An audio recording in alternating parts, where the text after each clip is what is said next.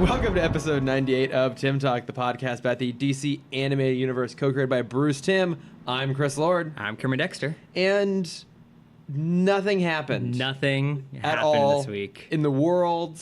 No, I'm sure real stuff happened. Probably, yeah. But we don't care about any of most that people stuff. care about, but Yeah. we're really only here to talk about the most important issues at the time. Yeah. Anything having to do with Batman or the DC universe or the Marvel universe or Any superhero Avatar universe. for you. Any Yes, universe, any yeah. fictional universe we're here for.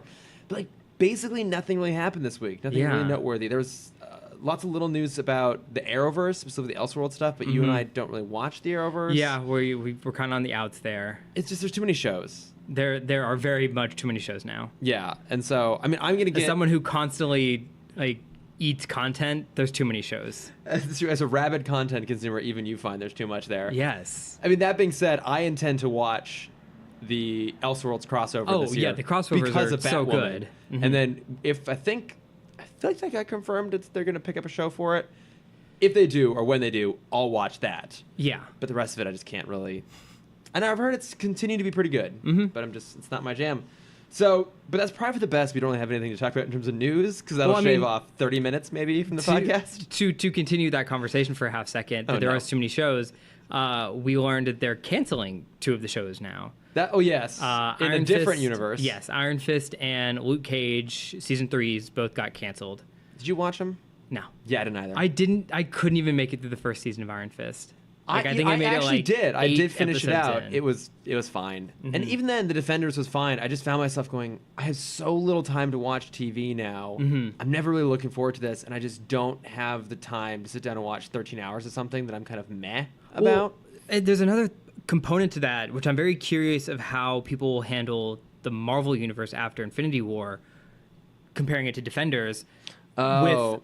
With the first season of everything, Defenders was the culmination of the stories all came to tell a single story. Yeah. But then once that story was told, I don't really care for their stories anymore.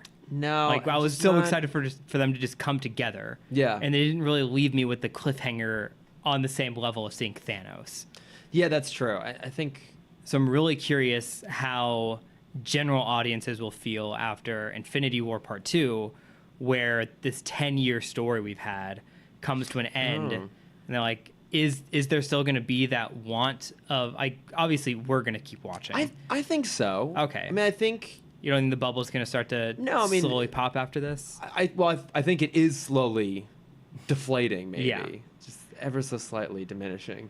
But I mean, all the movies that we know are going to be coming up after Infinity War, so the next Spider-Man, the next Doctor Strange, the next Black Panther, those are all successful movies. Those are all popular. I think I can see your point that our mass audience isn't going to be quite as invested when you've hit this sort of climax point amongst the story, but I still think people will keep coming back for it. Okay. But even then, I would be fine if, for maybe a few more years, they're doing 3 a year, and then, they just sort of kind of slowly diminish down and just let it fade to dust. Yeah. In fact. Mm-hmm. And then just jump back on that Space Jam train. Yeah. Yeah. Where all of our attention should have been this whole time anyway. Think about the universe that exists where there are 20 plus interconnected Space Jam movies. Oh man, I can't even having one for every team would be unbelievable. What, for every basketball team? Yeah. Are there more than 20 basketball teams? I think there's 30 NBA teams. Do you want to see how many we can name? No, I don't. We could actually probably name a surprising number of them, but I don't think so. But I don't want to waste people's time trying to do that. Yeah. If Shane were here, Shane could do all of them on his own. Well, yeah, but he would be here to correct us. Yeah. When we get them wrong.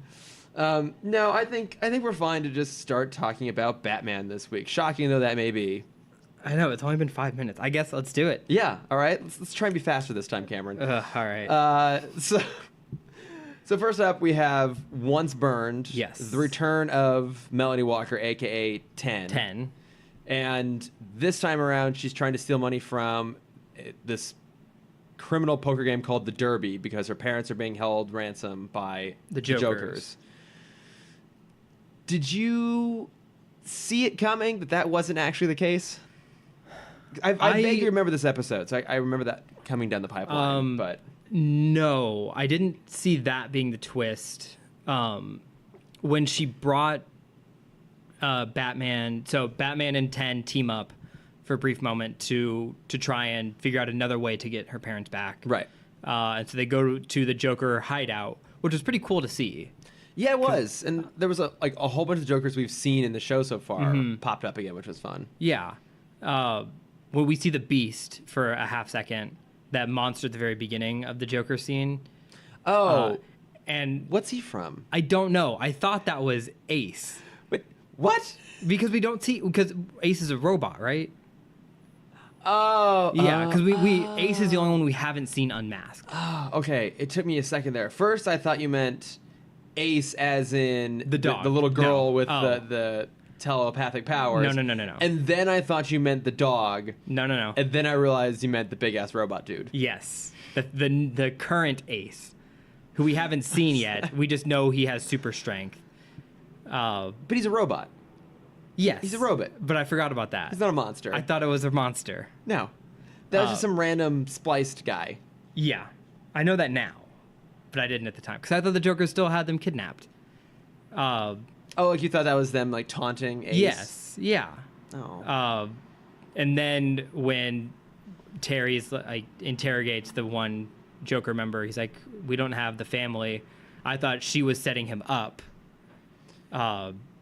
for something else, some other story plot. When that happened, I couldn't quite remember what happened next. I thought maybe that she was going to close the vault door on him to trap him in there. Same. But no, she just runs off, and yeah. he has to fight a whole bunch of Jokers, which is actually a pretty decent fight. Mm-hmm. Goes to show that Terry's been doing a lot of training in the last year that he's been there. He does have his great new signature move of the rocket-powered body slam, where he just goes full Superman and just bowls over people. Yeah. I mean, it works. It's effective. Very effective. Why do anything else? Yeah, especially against a bunch of Jokers.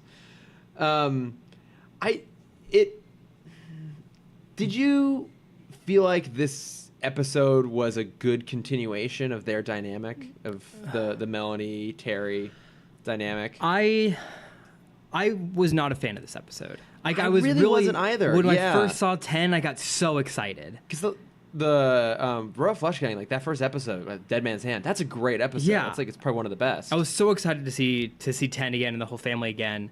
And then the episode just kind of like puttered out. And like... Yeah. Do you mean petered out? Sure. I don't know words. The story I wanted, because I love retelling these stories in my own brain. You do. Where the whole world's cartoons. Where everything is just a cartoon.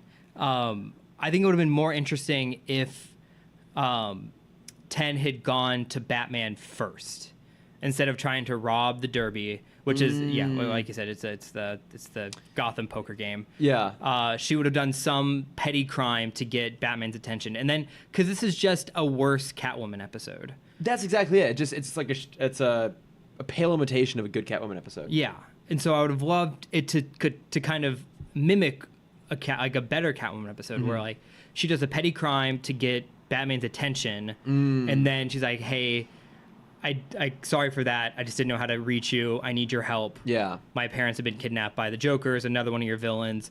The enemy of my enemy is my friend, blah, blah, blah." Right on. Do you think 10 is that clever, though? I feel like she... Well, I don't even think that's clever. I think that's desperation. But I think it requires someone to be really sharp. And I'm not saying that Melanie's dumb, per se. I just don't... Like, she was always kind of just going along with the flow of things. And when things got rough, she would just run. Like, she doesn't seem the type to be so proactive. I feel like she would just go for the easiest target possible. Yeah. And because she's so self-conscious about the precarious situation she's in and her connection to Batman specifically, I don't know if she would actually make that effort. Like, I feel like she would try and do this without him even knowing it happened at all. Because even then when he does show up, she's like, "Go away. Leave me alone. I'm just doing my thing. Yeah. Fuck off." Mm-hmm.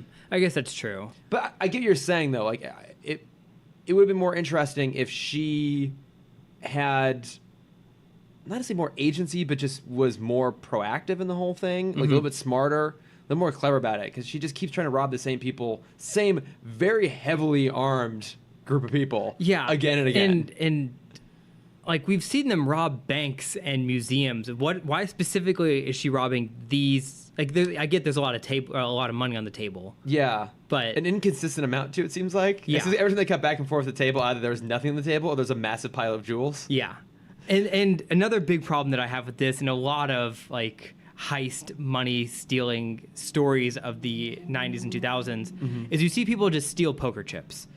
Poker chips aren't worth anything. No, they have to be cashed in. Yeah, and so I saw like when you see her rob it, like she grabs the expensive stuff first, and then she's just shoveling poker chips in her bag. Yeah. And I'm like, they're not like those are. What's she gonna do? Those are $20. Yeah, where is she gonna go cash those in? Yeah, she's gonna come back. It's hey, like, sorry. My name's Melanie. Can I join? I just happen to have a whole bunch of poker chips that went missing recently. Yeah. I brought my own chips. Don't worry. BYOC. Yep. It doesn't make sense, and also like I thought that the characters within the derby itself were weird. I feel like part of the problem with this episode is it just doesn't have any stakes. Like, you did get the feeling that Terry and Melanie did actually have a relationship going on the last time. I just didn't really. I wasn't invested in the story this time, and then the antagonistic forces. The Joker's always kind of good for a little extra thrown in there, but the derby guys, they're all just kind of played for laughs. Well, here's my biggest thing with it. I feel like this was an episode written for BTOS that just never got the green light until now, because a poker game like this would have been great, like we saw in Almost Got 'Em. Would have been great if we had villains that we knew. Oh, and so like if it was Two-Face and Joker and Penguin at the table and Riddler at the table, and like Riddler's like they're all trying to cheat in their own way. Yeah, and there would have been that kind of fun story, and then Catwoman comes in to steal the chips. Because that would have been interesting. Yeah, because then there's a whole story there where like they're trying to shut down this animal shelter, blah blah blah. Yeah, I mean, I guess they couldn't really do that here, could they? Because there's no casual villains here. Who would be the people at the table? I mean, so because Blight's dead. Ink. So I guess Ink. Maybe we'll run the assumption like Willie Watt is out of juvie, so it's like Ink, Willie Watt, Shriek, with a massive hearing aid in. Yeah. I guess Spellbinder. Yeah. Who else can they put in there? That's part of the problem. I feel like one of the big problems with Batman Beyond at the end of the day is that there are really good kind of select villains, but broadly speaking, he just doesn't have the depth. They're all too separate. So like in BTOS and in normal Batman comics, the connecting force is Arkham. Like that's where they all meet. That's where they all know each other. They figure out each other's tricks. And without kind of that holding cell or that melting pot for the villains and the camaraderie. Yeah, it doesn't make sense for any of them to connect. Also, Gotham just feels so much bigger now, where like it almost feels like every villain has their own area.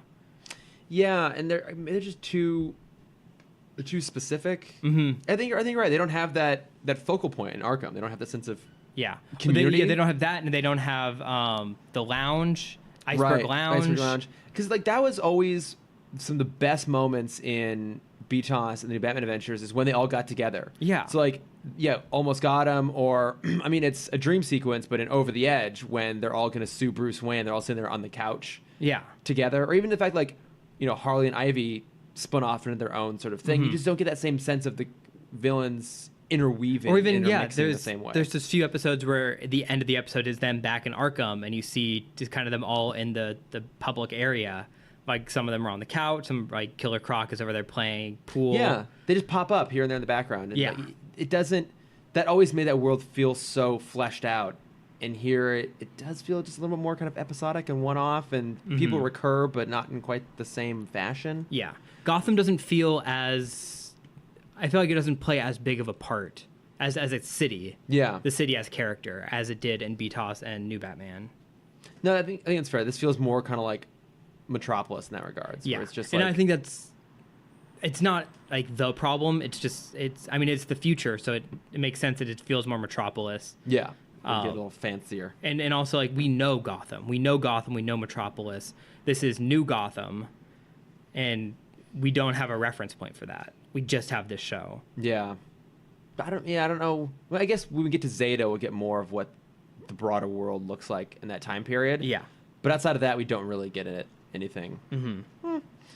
I did like. Did you like any of the characters that were part of the poker game? Like there was like Benny, who was all just like an idiot, and like Yeah, I thought he was going to be the cheat. I was ready for him to be like the Riddler. It seemed like they were going there with it. Then he just nothing. I kind of liked the woman. I don't remember her character name. I don't know if it's even said. She looked like the daughter of Red Tiger. Red Claw? Red Claw, thank you. Oh, I didn't even think about that. Yeah. Yeah. She had kind of this cool Cruella de Vil thing going on with like the red suit and the black and white hair. I just more loved how trigger happy she was. Oh yeah, that was great. Like in a weird way, I thought she had more personality than Ten did in this episode. Yeah, I think so. Not necessarily more to do, but just more like there was a little bit more to her there. I wanted to know about these people. Yeah, like, a little bit. Yeah. See, that would be interesting if we started getting like not just the Jokers recurring, but actual criminals. Oh, I was about to say that. Like, we don't have there's no mob here. Like, we don't have a Falcone or a like a Rupert Thorne. Yeah, we don't have a Thorne to kind of be the mastermind behind a lot of this. Yeah, I would love to see some of those folks just like pop up if it was just that one woman. Like, she would have been a great replacement for Thorne. I'm all on board. I don't know anything about her, but she's just cool. Yeah, she's just a great cool and character interesting. model. Let's just throw her in and just put her in a whole bunch of places. Yeah, I don't know. It was kind of underwhelming, and I think especially because we had such high hopes coming out of the last one. Yeah, but I mean, I guess I do like that. At the end, Terry kind of brushes her off. That he doesn't just fall right back into it quite again. I mean, he blows off Dana twice. That's true. To make out with her. Makes out with her once. See that. That felt like just Terry, felt come on. Cheap. Like it just felt like I don't know. It just I think at least the first time around that he and Dana had like just broken up. Yeah. Which seemed fair, but they're clearly back together again now. So I don't know. It just felt a little bit weird to have him be like, "Oh, sorry, I can't come." But I mean, he's just some teen horn dog, and he finds a girl in his room in the dark. What else are you gonna do? I know it's hard for you to imagine that situation. Play Scrabble? Yeah, maybe. Go shopping? Do you think Monopoly still exists in this time? Ooh. Well, I mean, I think it's even more prescient probably in the future. Yeah, that's true. There's oh god, who's the comedian? He hosts the British Daily Show. Do you know what I'm talking about? He has the female co-host. That they had really popular clips come up when the Me Too movements first started, because his female co-host would just just rip people apart on it, which was so funny. The Daily Show, or it's like more of a night. It has the comedy stylings of Late Show with the Daily Show with Jon Stewart. The British Daily Show. That's not what it is, but it has the feel of that. Like John Oliver? That's it. I don't know. The host looks Indian, maybe? I don't know. It's not important. No, it's clearly not. I don't know where I'm going with this. I really don't What I was going with this was he has a comedy special out. Oh, okay. Where he makes a joke about the Monopoly game and how it teaches children the wrong thing, or like the worst thing you can do in the game is pay taxes. It's like they're teaching you to. He says, "There's no other board game named after a federal crime." Oh, we don't have money laundering, the game. But we have Monopoly, where the worst thing you can do is pay your taxes, and it teaches kids that there's no problem going to jail because you can just bribe your way out. That's true. Yeah. It's really teaching horrible life lessons. It really is. It's a good thing that no kid ever finishes that game. Yeah. Also, it just drives families apart. Yeah. Exactly. It's like, I mean, have you ever been a part of a Monopoly game that didn't eventually just lead to collusion for the sake of getting it done faster? Oh, every one of them. Yeah. Everyone is the only way. Yeah. Because it's just like, certain point, you're like, why am I still here? It's been 3 hours. Well, supposedly the real rule is the game is supposed to end after an hour. Really? It's who has the most money after an hour is supposed to be how the game is technically played. Who actually does that? Yeah. Did you do the auction system? Because this is something I also just learned about. No, we never did the auction version. Okay. I've played it a few times on like my iPad. There's a digital version of it, and it includes auctions. I'm like, what? Yeah. Yeah, that's just like more work. No, it actually makes the properties sell faster. because if you don't buy the property, then it goes up for auction, and anyone else can buy it. So basically, in once around the board, almost everything is bought by someone. No, I guess it's a good point. Yeah, so that makes it go a lot faster because you're always landing on someone else's space after the first round. What was the last time you played actual board game Monopoly? Maybe 15 years ago. Oh my God, really? Yeah. I actually played not too long ago. My family was never into board games. It's my dad would never play board games, but we were all together recently. We actually got him to join us and play a game of Monopoly. But again, it basically led to all of us teaming up against my brother, the accountant. Okay. Yeah, which is really fun. I mean, that's also another thing is, my mom's a CPA. I don't want to play Monopoly with a woman who's actually run the world at one point. But she'd probably just tell you're doing it wrong. Oh, she would. Yeah. And also, she's right. Yeah. So. I feel like I burnt my mom out by forcing her to play Pokemon and Yu-Gi-Oh so much, where she was just like, we're not playing Wait, you made her play Pokemon and Yu-Gi-Oh? I'm an only child, Chris. Oh my God. Cindy, I give you so much credit for sitting down. I won't play either of those games. Oh, I don't play them anymore. But in the heyday. But if you and I had known each other at that point in our lives, and you said, "Hey, do you want?" We were friends. If you said, "Hey, do you want to sit down and play Pokemon?" Well, you would have been. I would have been you would have no. been older than me. The phase didn't hit you like it hit me. It just never hit me. Old man. I am a crotchety old man. I'm meant to be a grandmother, so I've decided. Mm-hmm. I'm destined to be a grandmother. Drink my Metamucil, eat my oatmeal, go to bed early. There you go. Watch the Golden Girls. Yeah, how's that going? I'm way behind. Okay. I'm only a little bit into season 2. I really got to do some catch up, but there's just How many seasons? 5 seasons? There's 7 seasons. 7 seasons. Wow. There's a lot. There's a lot to go through. I don't have time, but I did recently. I've been catching up on the new season of Bob's Burgers, though. Oh, how's that? It's been really good. I'm so behind on all current television. That continues to be one of my favorite shows. And actually, when we think of it, is the most recent episode. They try and cheat a arcade. An actual arcade to win a dune buggy with all the tickets, and it's all done in a Ocean's 8 style. That's heist. So cool. It's pretty damn good. So down for even that. with twists and everything, that's really fun. I went to a charity event the other night where it was the lead character designer from Bob's Burgers, who's also been a character artist on Simpsons, Rick and Morty, and Family Guy. God. Yeah, one of the auction things you could win was he would draw you in any style of those shows. Oh, that's awesome. I bid way more than I should have, and I did not win still.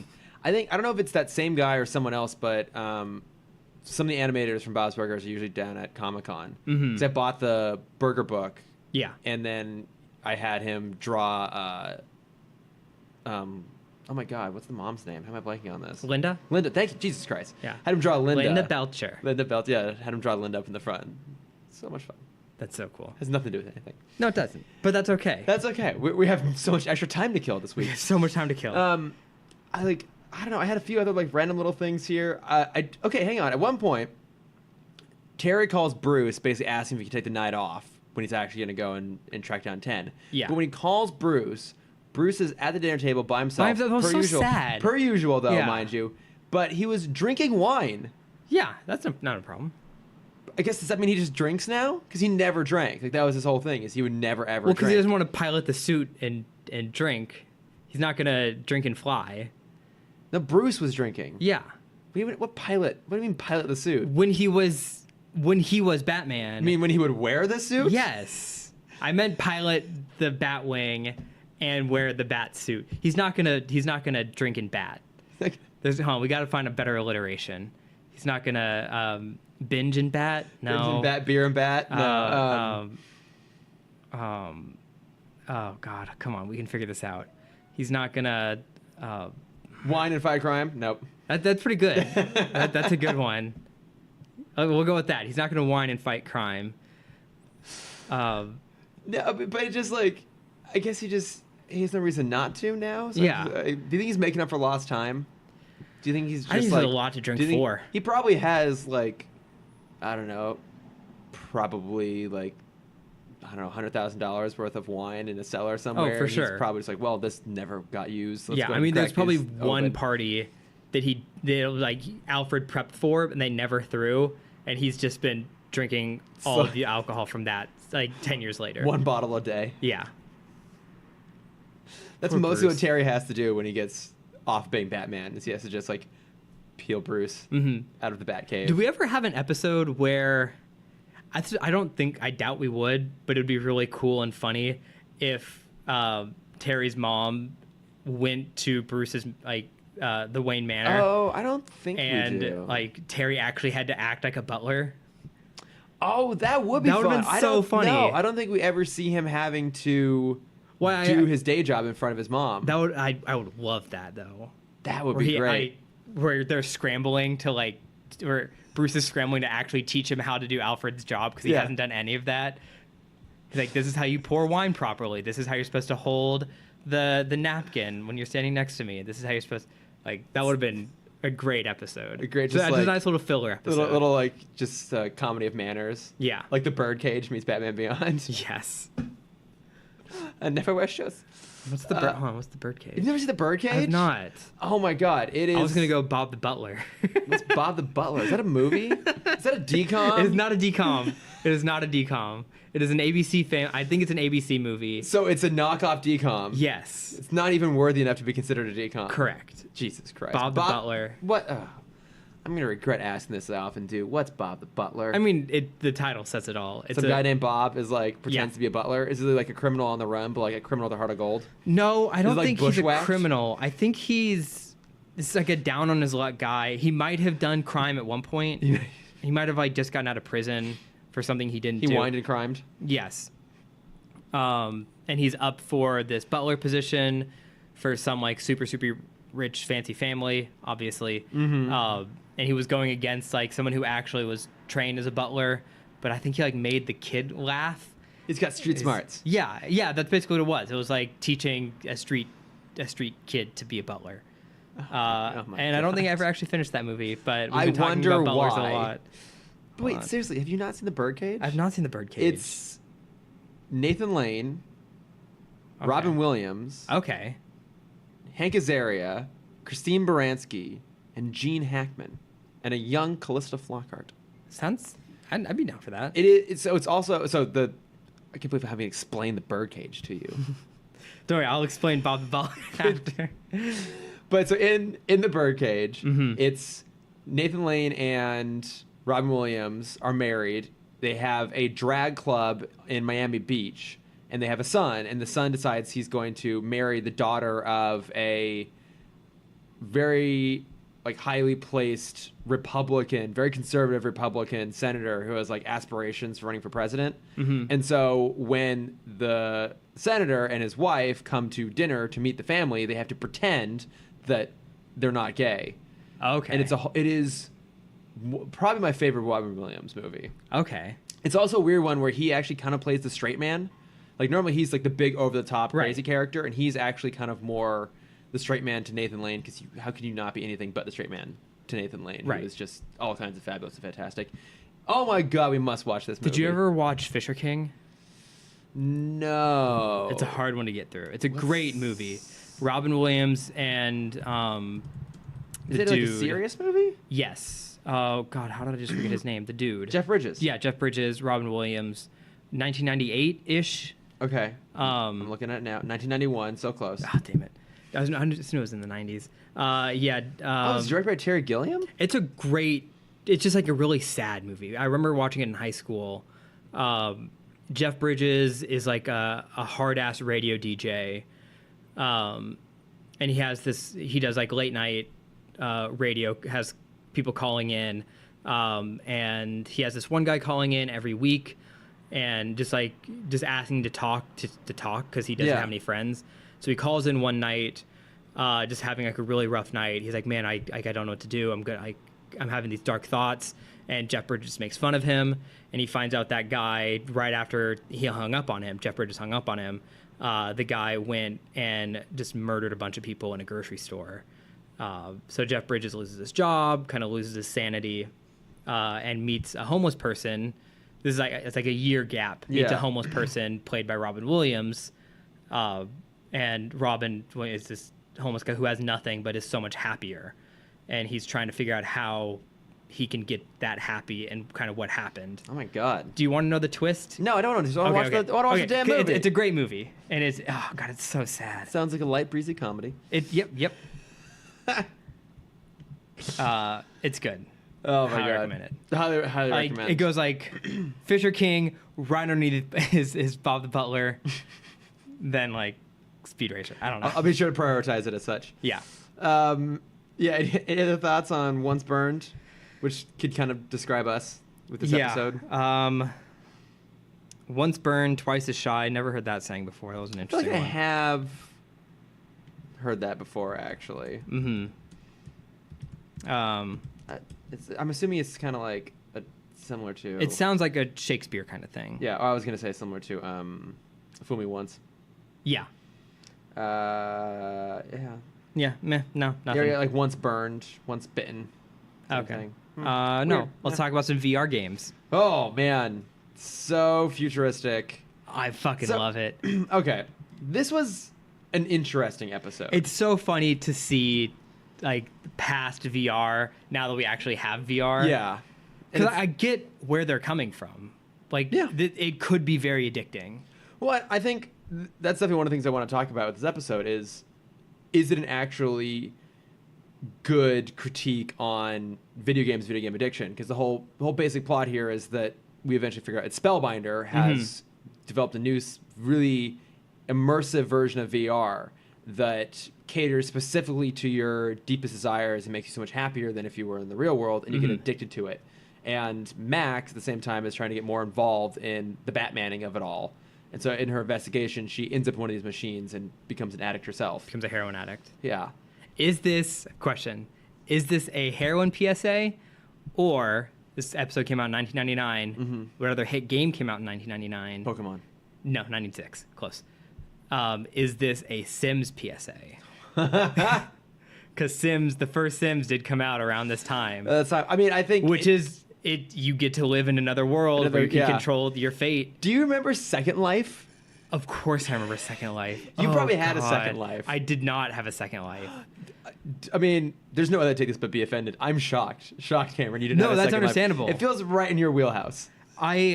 There was oh man. So we in middle school we went to a field trip, one of the weirdest field trips ever, to I think it was like the Intel headquarters. Oh, that's cool.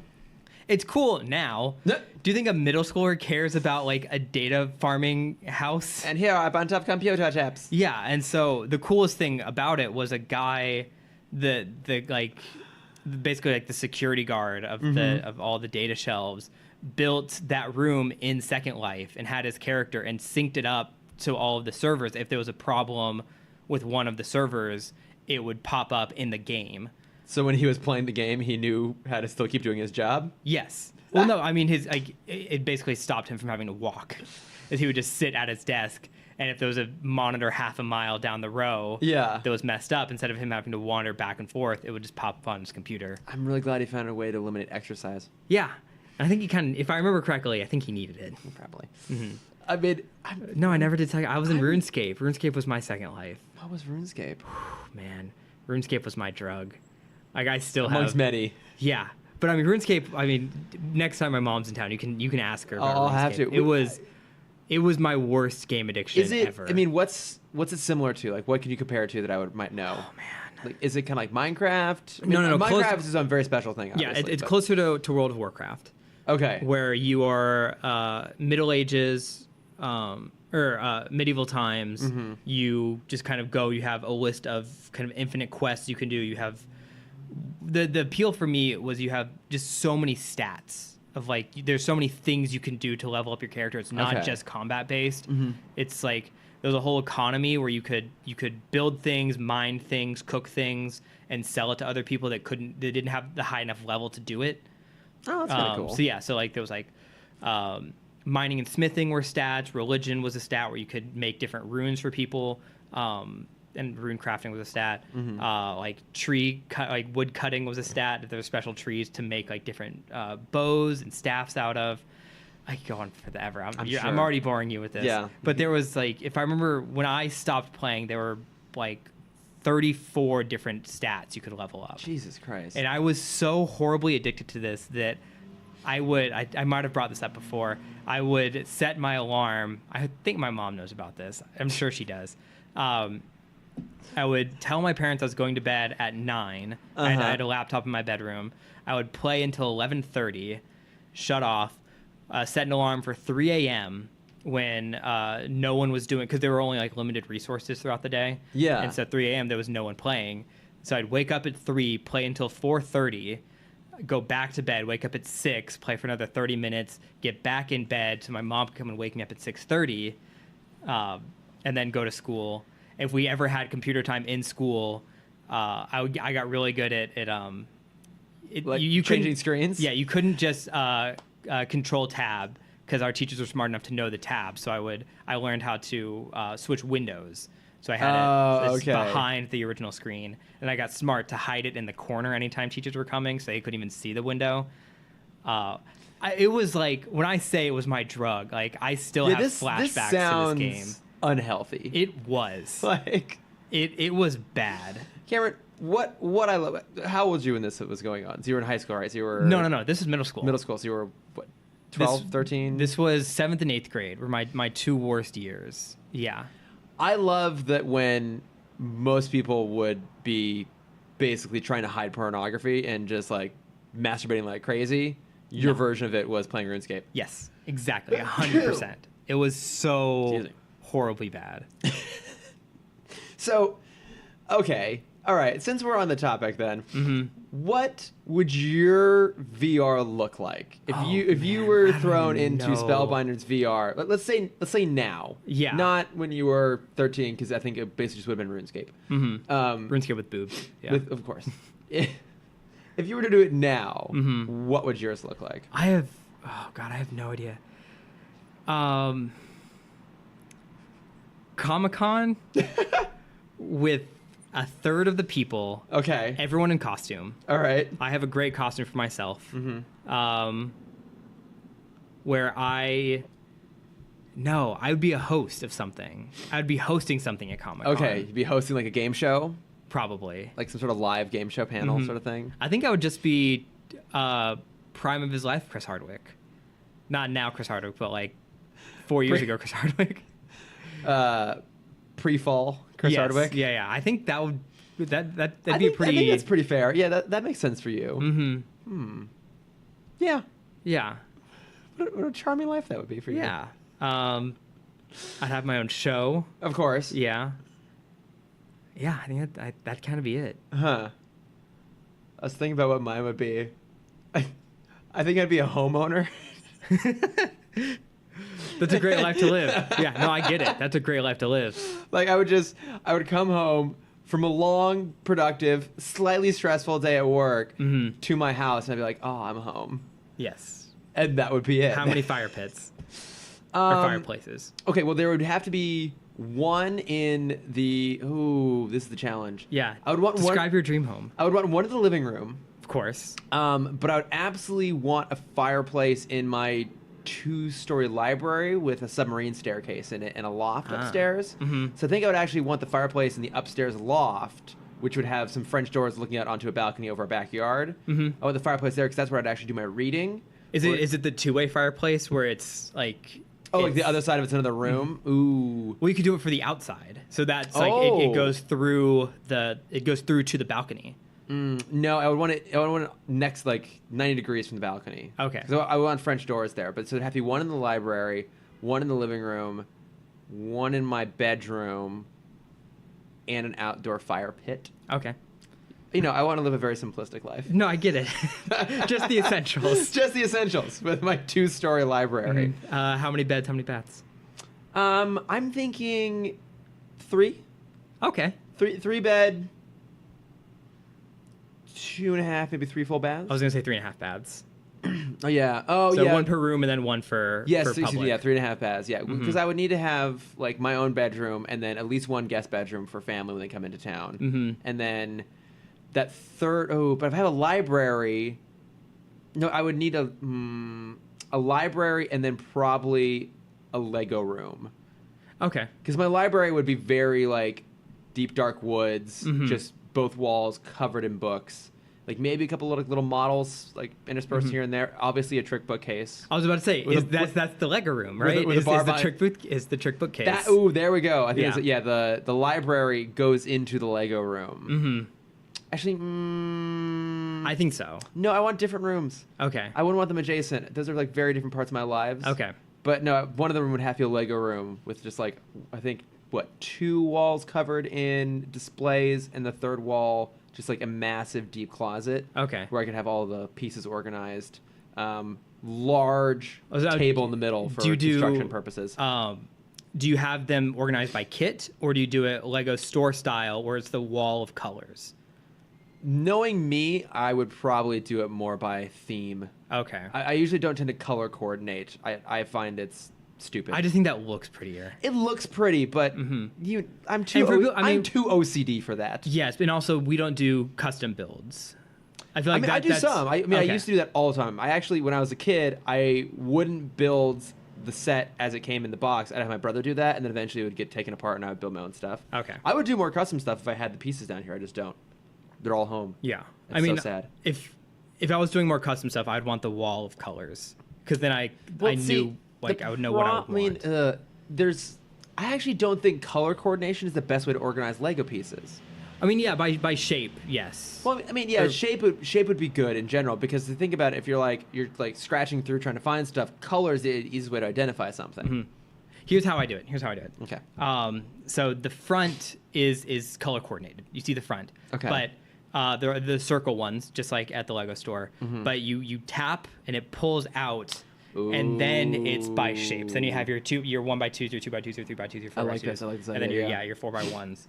And so then it's construction style, where it pulls out to as many things as there are, and you can close it back in, keep it simple. See, now you're triggered with gasoline. Now I'm on board. What? I'm on board with this. Yeah. Okay. Okay. Good. Yeah, we can build my Lego room together in the VR world, because I'll probably never own a home. Well, so where does your trick bookcase lead now? No, the trick bookcase is just a bar. There's a bar. I was about to say, it's a bar behind a bar. The trick bookcase. Yeah. So then you can keep the dark wood theme. Yeah. Like, I think that I would the rest of my house to be kind of more of like a modern aesthetic. Like, I don't know, but like it'd be weird to have one room that like changes a whole bunch. I just don't know if I would want super modern. No. I like modern. I like open modern. I mean, I would want it to be very open and spacious. Yeah. Lots of big windows, lots of French doors. Yeah. Open floor plan as much as possible. Yeah. And I feel like if you're having a library, it has to be like dark wood though. Yeah. Yeah. Oh, God, yeah. That's the only way to do it. Yeah. And again, it has to have that spiral staircase. Metal. God, it's like.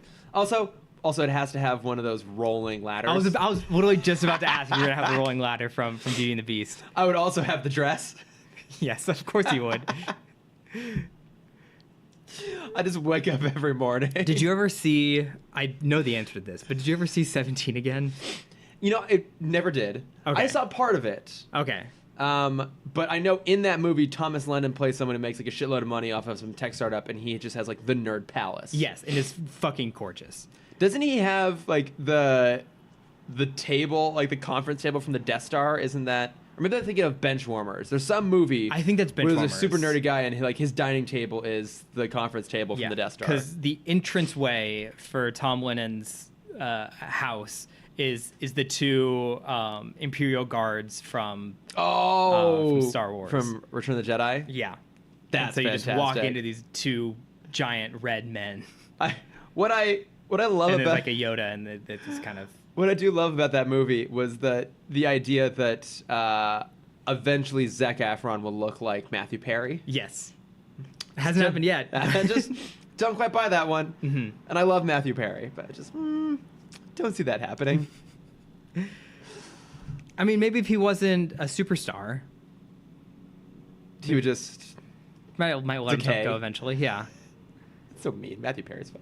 Yeah, I know, he's great. Well, now that we figured out what our VR simulations would look like, yes, I did think the different scenarios they present in the show were weird. Like the first one we see is like this kid who wants to be a rock star, and what I love is that he's also a legitimately terrible rock star, but of course, it's a fantasy, so no one sees that. Everyone just loves him. Oh, anyways. I wrote that we started off at a System of a Down concert.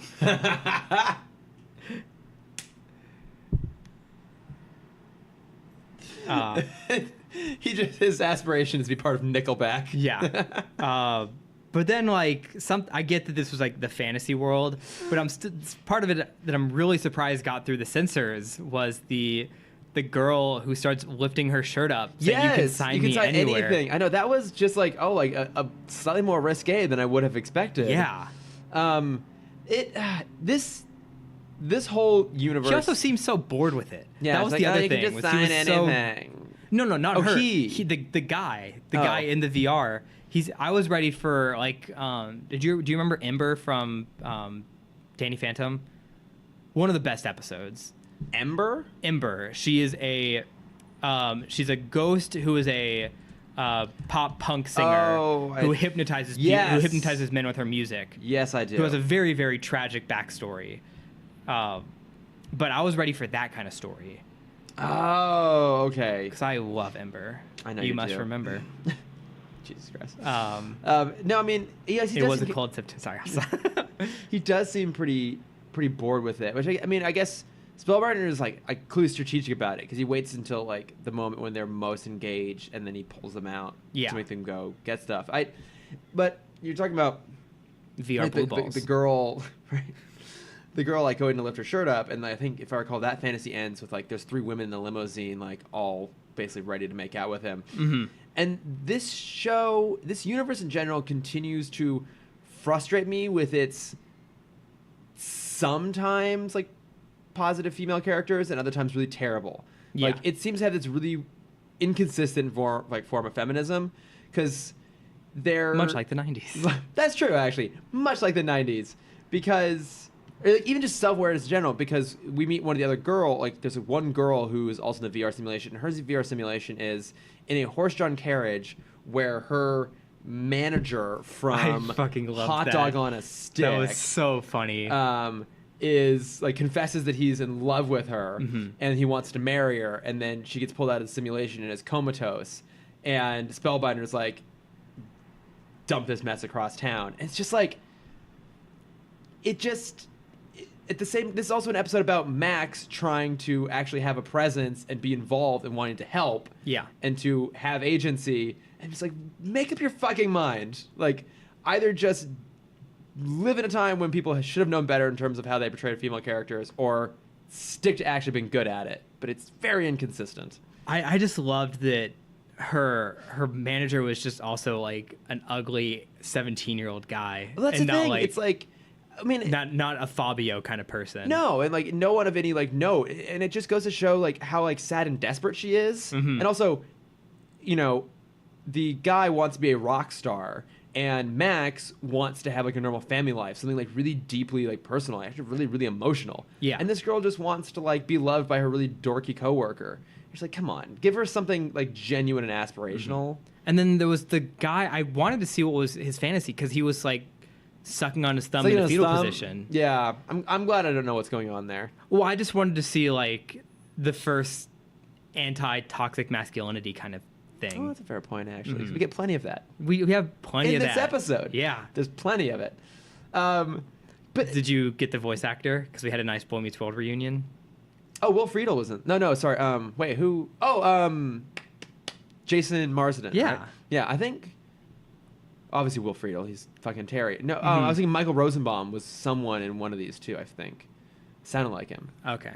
Well, Jason Marsden also being the best friend from Boy Meets World season 1, which I thought was really cool. Oh, to Will Friedle. Oh, I forgot that. I forgot that that's who his friend was. Mm-hmm. Yeah, I was really excited when I heard his voice, and I'm like, oh, they had a Boy Meets World reunion. And I mean, he's just like every random person. I mean, he's every voice actor. Yeah. Oh no, it was Michael Rosenbaum was the voice of Wendell, the dorky manager. That's amazing. Of course he was. Yeah, he's a great voice actor. He's a great actor in general.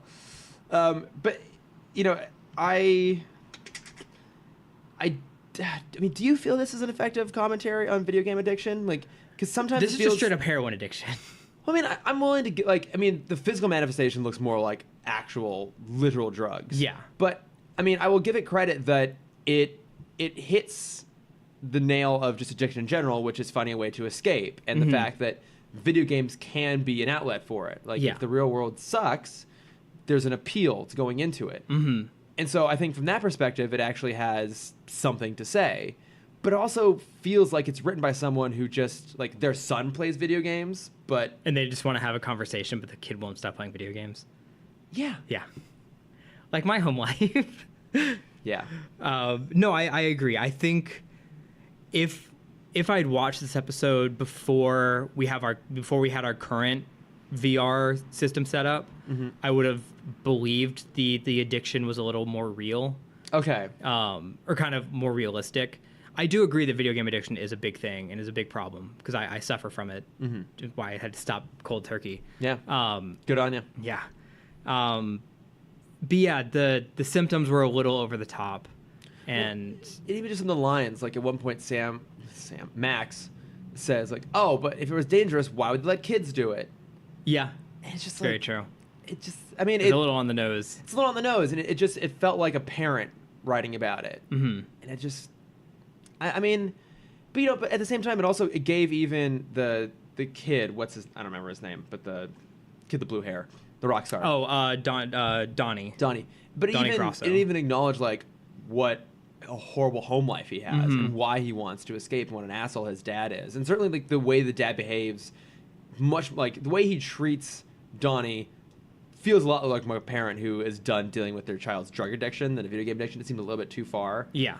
But, I mean, even just, like, really putting the nail in the coffin of being a total asshole to his wife. Like, get back in the kitchen. Yeah. Well, I mean, I think just... kind of stepping off that for a second, I think this is just a commentary on like tech addiction in general because I just finished watching the 90s docuseries. Oh yeah, where one of the episodes does talk a lot about the internet addiction of the late 90s. What did they define as the internet addiction in the late 90s? Like, what did they see was the addictive part of it? Just the boom and talking about like how Amazon was starting up and all of these companies that are huge now that were just starting, and people were like, oh, they were talking about before the .com bubble burst, Microsoft had or Internet Explorer had their own landing page where it only led to Microsoft owned websites. Of course it did. Yeah, so like they had their own version of Amazon and their own version of Google, and like you once you got on, because I mean there was like the whole dial-up trial. Oh no, there was a huge trial with Bill Gates, which is when he actually stepped down from being CEO. Oh, I vaguely recall this. Which was about him monopolizing the internet. Yeah, because he basically bought all the companies out except for Netscape. And Netscape, who you still had to pay to use the internet, and he gave you Internet Explorer for free as long as you bought his products. No, that's and right. So it's like, Yeah. Speaking of monopolies, exactly. This is probably to give me a note. Did you ever see the movie Pirates of Silicon Valley?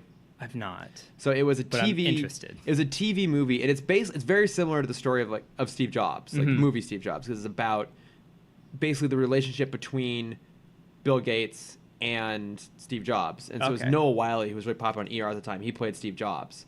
But it talks about like how they kind of interwove back and forth over the course of that period when everything was jumping. But it acknowledges the point where basically Bill Gates stepped in to give Apple a huge financial boost to keep it going. They talk about that in the docuseries. Okay, yeah. I'm sure they must have, yeah.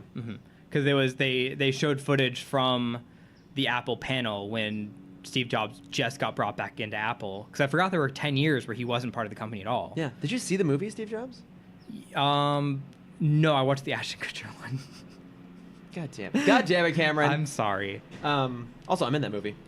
Oh, right, that's right. You told me that. But no, go watch the Steve Jobs one. Yeah. Did you ever watch halt and catch fire? No. I've heard good things, though. I watched season 1, and it's great. It's not HP. Who was the other big tech company in like the 70s, 80s? Xerox? No. Who, like, oh God, I feel so bad that I already forgot. They made the computer with the red mouse in the middle. Dell. No. No. IBM? Yes. Yeah, they were. It's the programmers for IBM trying to make like. Okay. Because they were trying to make the first laptop. Oh, So that's yeah, cool. the season 1 is all about them trying to make the next step in computer innovation. And what I love is I think it's 3 seasons now. The final shot of season 1 is they're at the big tech conference showing off their laptop, and they have this like huge, I think they're at CES, but they have this huge party plan to reveal the tech, and no one comes, and they realize there's a party next door, which is the Apple room where they just unveiled the Apple II. Oh my god. Yeah. Fuck. That's pretty awesome. It's a great ending shot. You're like, oh shit, all that hard work was for nothing. But it's a really good show. Yeah, I've heard it's good. I'd say I've been meaning to check it out, but I'm never gonna watch it. I know. I don't have time. I keep wanting to go back because like I remember loving season 1 so much. Yeah, I've just heard good things about it. I think it got canceled. I think so. I don't think it Yeah. made it past season 3. Oh, so sad. Yeah. So So what were we talking about? Oh, VR. VR and VR addiction. Yeah. I don't know. I think this is about as good as any I mean, seeing it, PSA that comes Yeah. out of the DCAU. I think seeing it as like a tech addiction is very fitting for now. Like if you took someone's phone away and you're like, oh, you have to go do this thing to get your phone back, then yeah, I think people would kind of have a same level of addiction. That sounds so nice, actually. If someone's like, I'm taking your phone away for a day. I'm like, oh, woo. But remember, this is tech blue. They're getting VR blue balls. So it's you That's in the middle of doing your true. most exciting thing on your phone, and then they take it away. And then you're like, well, hold on, but I want to finish what I was doing. Trying to think Like, what- sorry, you got to go rob a bank if you want to finish what you're doing. Like, Trying to fuck, think all right, I'll go what's- rob a bank, and then I'll get back to my phone. What I'm trying to think what's the most exciting thing I do on my phone? I mean, obviously, that's not a one-to-one comparison, but But no, I like the idea. I'm trying to think if there's anything I could be in the middle of and switching my phone away that I'd be like, oh my god, I need to get it back now. mhm. I was say setting alarms so I wake up on time the next morning, but my body will wake me up anyways. So no, I'm good. Take my phone. Yeah. Just take it away. Mhm. Actually, no, I know what it'd be. It would be posting to the Timm Talk social media, obviously. Where can we find my favorite thing? Ugh. No, but I'd be probably happy to have someone take my phone away for a while. Mhm. Perfectly happy. So yeah, Spellbinders hypnotizing kids with VR. There's an overdose on serotonin in the brain. Kids Oh, found yeah. in comas. I loved the line when Max first gets sucked into the VR addiction, where Spellbinder's kind of off frame, and he says, "To feel the love you never get in the real world, it's no surprise addiction comes so quickly." Yeah. I thought that was like, fuck yeah, Yeah. yeah. No, I mean that's I think one of the cool things about Spellbinder is that his threat comes from his understanding of the human mind. Mhm. And sadly, he mostly understands teenagers too, and that's Yeah. just how he knows how to exploit these sort of things. But I mean, like especially the Mac sequence, that's like it's really sad Mm-hmm. to watch, and like especially because when we first jump in, you feel like it could be her being home, and then when it's just too perfect, you start to realize that that's her dream, and when it's contrasted with the things we've seen before, which are kind of played for tropes or kind of for laughs, Mhm. man, that's like actually really, really heavy. Yeah. I wonder what Terry's would have been. I feel like it'd be similar to the Mad Hatter Batman episode, where his dad. Well, because I don't know, because even his dad, like, yeah, he misses him, but they didn't have a great relationship to start with. No, they didn't, and I think in a weird way, Terry is living that life. Like he has found his addiction of sorts, Mm-hmm. right? Like the thing is, it's he's. Oh, I have something very on topic to say about that. But you keep talking. Well, I was gonna say like he has his escape, Mm-hmm. right? Like when he needs to get out of the reality of dealing with school or his mom or his brother or Dana or anything like that sort of stuff, he gets to go off and be Batman. And then like he obviously keeps doing it because he enjoys it. Like he's drawn to it Mhm. from a very, I think, different angle than Bruce. I feel like Bruce felt he had to do it. Yeah. Whereas Terry wants to do it. Because you think about it, like compare that to like the life he had before. Like becoming Batman was his way of actually becoming someone. Yeah. And so I think he is living that right now. I don't know what you could put him into where he would really want a different outcome. Mm-hmm. Whereas I feel like Bruce would actually legitimately want to not be Batman. Yeah. I don't think Terry Well, I mean, would. it's the same thing that in both episodes. There's a talk where Terry's like, "Oh, I'm going to take the night off," where Bruce never had that thought because, like, if he took the night off, that meant someone was dying. Yeah. And I don't think Terry just cares about that same sort of burden as he's doing it. So no, I think he's doing his thing. But what you just something at Terry's addiction though. Yeah, no. The point of like him loving Batman. So there was a moment where he's talking to Bruce. He's like, "Shit, I got Max in too deep. I made a mistake. You know, I put a civilian in harm." Yeah. And Bruce is like, "Oh, that's the most Batman thing you've ever done." And then the next shot is a clone of the BTOS close-up mask squint, which I don't think we'd seen yet in Batman Beyond. Yeah, so like from the BTOS intro, where it's the close-up of the face of the cowl, and he squints his eyes really quick, and then it cuts to something else. They do that exact shot. I didn't even notice that. That's awesome. Yeah, and I'm like, oh shit, he is becoming Batman. Like I thought that was like the writers and the writers and artists like. He is like this is him one step closer to being Batman now. Yeah. I thought that was really cool. You know, I guess that's a good point because I can't think of a lot of times where they deliberately homage moments from BTOS. Like I think that's one. I think the end of Epilogue is very clearly just meant to be the opening of BTOS kind of coming full circle. Yeah. But it would be cool to see them do that a little bit more. Just like a little bit, you know, some moments here or there. Like now in my mind, I would love to see, maybe someone has done at some point, to do the Batman the Animated Series intro, but with Batman Beyond. That'd be interesting. Yeah. I mean, like, not perfect parallels, but I think it'd be cool to see, like, how that little mini story would play out. It'd be pretty cool. Yeah. Someone get on that. Someone who's an actual artist. Someone who's better than us. Yeah. Let's see. Oh, yeah, there was a weird part at the end where Terry makes it into kind of the VR lair. Max knocks him... not there. Where Spellbinder knocks him out, and he puts his hand on him, and we see, like, memory flashes. Yeah. Is it Spellbinder absorbing the memories, or is it him living his happiest moments or his worst moments? Or just reliving moments. Yeah, I mean, it seemed like he was trying to do like an overload thing. I don't think Spellbinder was seeing these things. Okay. That's a good question.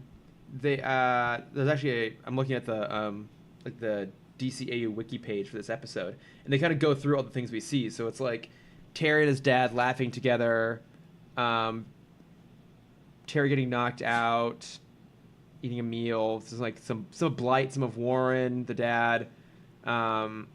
It's just a whole bunch of clips. Yeah, it doesn't seem to be like thematically tied together about a whole bunch of happy moments and sad moments. It's just like, here's your life in like rapid fire succession. Oh, okay. I do see what you're saying. So it is. He might have just been trying to put him in a coma, like overload his brain. Yeah. With like just too much information all at the same time. Like too much. Maybe it's just like a lot of emotionally charged moments, positive or negative, and you're just going back and forth like that. It would do some scrambling. But then apparently it's also a shot of the dirt monster from Earth Mover. So I don't know. It was a very emotional moment. So emotional. I don't know. I mean, I liked this episode. I did enjoy this episode. I felt the ending was very, very rushed. It was. And what I would have loved for the last shot, if they just had like 5 more, or maybe just 2 more minutes, I would have loved if not Terry, but Bruce would have done something to bring Max's family together.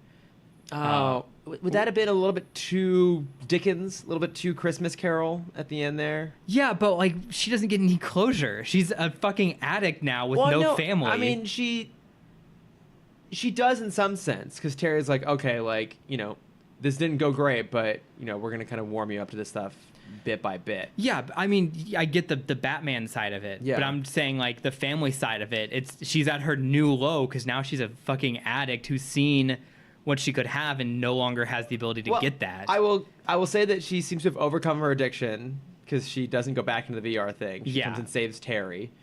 And I mean, to put it bluntly, like, life doesn't have happy endings like that. Like, but it's not life. It's a cartoon. But that's kind of like. But I mean, the episode itself is a commentary on how much better like an alternate reality can be, and that the real world can be shitty. And I think if they had put too happy of an ending on it, it would have undercut some of the realness they were trying to comment on. What if instead of, because I wanted Bruce to do it just because like that'd be her, like him accepting her into the family a little bit. But idea 2, Terry just invites her to his family dinner. That would have worked. Yeah, Like, that hey, would have like- been just a nice little way to end this fairly dark episode. Yeah, because I mean, it is pretty bleak Mm-hmm. in a lot of ways. But I don't. I mean, I like that it's actually trying to say something. Yeah. I mean, it's not. Yeah, you can say something and still have a nice ending. Yeah, I know. Sorry, Yogi. But I'd rather have something, something somewhat meaningful to come Yeah. out of it. Also, I prefer dark endings. I mean, we watched a kid fall into a coma. a couple kids fall into So, yeah, comas, so- actually. Yeah, Yeah. a lot of comatose children in this episode. Mhm. But any other thoughts, or should we move on to If we our have new to. segment, Titan Talk? Titan Talk, if we have to, I guess. I think I figured out spoilers, obviously. Spoilers. for Titans episode Fuck 2. them. there's okay. So many F-bombs in this show. Way to kill your best character. Yeah, that's not a great choice either. I think I might have figured out what the show is missing. Okay. Charismatic people. Yes. Because God, duh. I just wanted Thad Castle so badly. Yeah, so in this episode, we get Hawk and Dove. Hawk, played by the great Alan Ritchson, who, of course, played Aquaman on Smallville, but far more Yes. importantly, played Thad Castle on Blue Mountain State. That character, I think, one of the great comedy performances of, the show is probably like 10 years old now or whatever, but like, legitimately one of the best comedic performances. He's so out there. good. That he's Like, just, that's a hard, like, for people who haven't seen Blue Mountain State, it's a very raunchy, I mean, it's almost It's- American Pie, the series. yeah, I mean, it definitely draws comedy from the same place like Animal House. Like, there's a lot of stuff that doesn't really hold up very well. Yeah. But I will say But that Thad's character. that it is an incredible character, and he is so charismatic. And that first scene when he's getting interrogated and he gets to be kind of like flippant and dismissive, I bought him swearing. A lot of the swearing in this show seems unnecessary. Yeah. Grandma over here getting flustered by all this, but What did he just say? What? Sweetie, you can't use that kind of language here. Swear jar. But I bought it coming from him, and We got a swear jar on this episode. we did get a swear jar in this episode, and I think that's what this show needs. Is I mean, I hate to say it, but Brendan Thwaites is not that charismatic, and That's Robin, right? it's Robin, yeah. Okay. And I think Dick Grayson should be, and I get that this is like a particularly dark time in Dick's life, and also a particularly dark version of Dick. Yeah. But it also made me finally realize what I liked about that first episode was that Starfire, she's very charismatic. That actress is really charismatic. As I don't is even Alan think Ritchson. she's very charismatic. I think she's She's just- more she charismatic has- than anyone else so far. She's not a charisma vacuum. She has some level of charisma on her own. Yeah. But I think that's what made those scenes work, is that she was she had a presence on screen that I feel like no one else really does except for Hawk in this. I'm hoping, and I feel like Beast Boy might fill that void because I think he's very so. much like a comedy relief kind of Yeah, character. and Ryan Potter is good. He's the voice of Hero in Big Hero 6. Gotcha. Yeah. Sorry, I went straight to Hero from Heroes, and I'm like, but that was a real Masaoka? person. Yeah, Also very charismatic. yeah, great guy. But yeah, I liked the Hawk and Dove stuff in this. And no, it's really interesting. I don't know a lot of their story. I basically only know them from JLU. Yeah, same. And I meant to look them up beforehand. Same. My understanding with Hawk and Dove was that they were always supposed to be like the two sides. Like Hawk was the aggressive one, and Dove was always kind of like the peacemaker. Yes. I'm pretty sure that's. Because that's the episode from JLU that they're in. Yeah, I think that's probably why I know that. But I mean, they definitely don't go for that here. I mean, they have kind of like just the more aggressive and the less aggressive character. Yeah. But even Dove, that first fight scene when she comes to rescue Hawk, she's like scraping some dude's face off. Yeah, but I think we're just gonna have to get used to that in this world, though. It is hyper violent, and I just don't think it's necessary.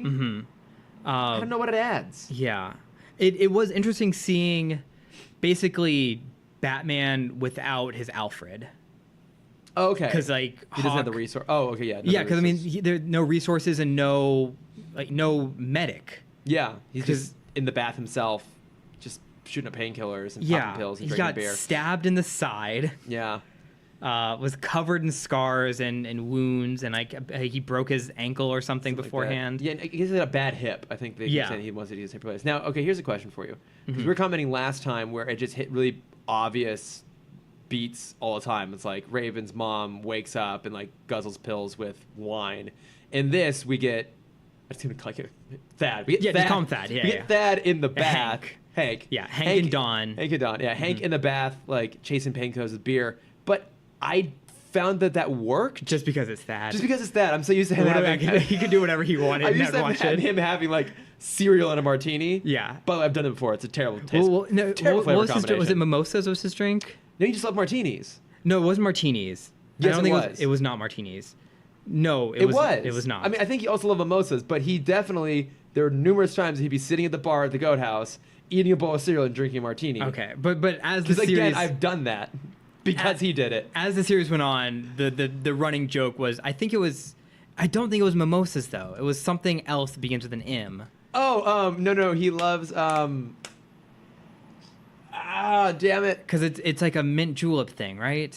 Oh, you son of a bitch. I know what you're talking about. And I Yeah. can't believe mojitos. Yes, that's what it is. It's That always took us mojitos. way too long. That's a mint julep thing, right? Yeah, it's basically like a mint julep, but with rum. Okay. Instead of That was bourbon. close. Yeah. Yeah, mojitos were his I need big drink. mojitos! Yeah, that was the running joke. I don't, but I bought that moment though where he's in the tub, and just I don't know. I just bought him as a character because I think I love him. I don't know if he necessarily has the dramatic chops quite yet. I think some of those moments didn't quite land for me. Yeah. But I at least liked that he had a range. Like he would be doing something serious and then still put in like a really sarcastic quip, and I felt those were real. And like, I it felt loved, like a real person. Yeah, and the cute moments between him and Dawn, I really enjoyed. Minus Yes. the sex scene. Yeah, but I mean, like, I guess what they're just going for here in general is a very warts and all approach to heroes. Like, I guess they're like, this whole thing will destroy you one way or the other. Yeah, because was it steroids he was shooting himself with? It may have been steroids, but in like the context of like in the same way you get like a cortisone injection into your shoulder to like deal with pain. Yeah, okay. Like I think if I were to hazard a guess, it's like that and not him just like roid up. Obviously, he's huge. It just. I mean, I guess that's what they're going for. Like these two, like very broken people, him especially, and trying to deal with the consequences of that. And I guess he just, couldn't seal the deal. Whatever. I mean, it's a weird scene, but I guess it also kind of works. Yeah, a little bit. It felt less gratuitous than some of the other stuff. It's still slightly gratuitous. Yeah, it was nice to see the photo on the wall. Did you catch who the fourth person was? Because it was Hank Dawn, Dick. And then I made a note about that. Like some ex-girlfriend. Donna Troy.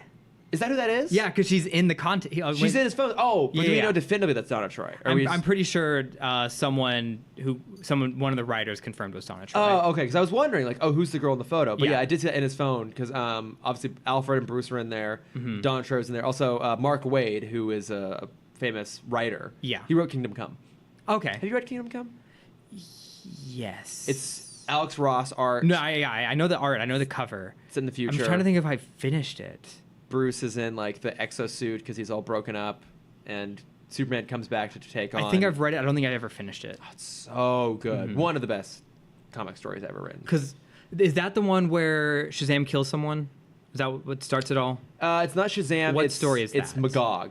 Is the character? I think he was a new character, but yeah, the character basically that as the superheroes are getting older, the next couple generations come in and they're much more violent and aggressive, and I guess spoilers for Kingdom Come, but the Joker gasses the Daily Planet, killing Lois, everyone, but especially Lois, and when he's getting arrested, Magog, who's like the new hero Metropolis, kills the Joker. Okay. And Superman sees it happen and fights against it, and basically everyone goes, no, we like Magog style instead. We're going to do what he wants to do. Okay. And go violent, and that forces him in exile. So it's after a superhero battle results in a... Now I'm thinking of... I feel like I'm thinking of a different Now I'm thinking of comic. Civil War. I think I'm blending stories at this point. Yeah. Marvel Civil War. Well, no, because there is a DC Civil War kind of story. Is Well, this yeah. Kingdom Come? But no, I mean, in Kingdom Come, I remember it's there like- are factions fighting against each other, yes. But I'm specifically thinking about I'm trying to remember what finally gets Superman to come back. I don't remember, actually. The panels that I remember are like some of the heroes are working for the government. And I think Wonder Woman is leading the government troops. So it's it's Superman basically decides to step in and take over control of the Justice League. Okay. And then there is a group of supervillains who have kind of like running the world. So it's Lex Luthor, it's the grandson of Ra's al Ghul, who actually is now referred to as Damian Wayne, but in the comics he's Ibn al-Zufash. Okay. But it's like, so it's Lex Luthor, it's Edward Nygma, Catwoman, Vandal Savage, like they're doing this thing.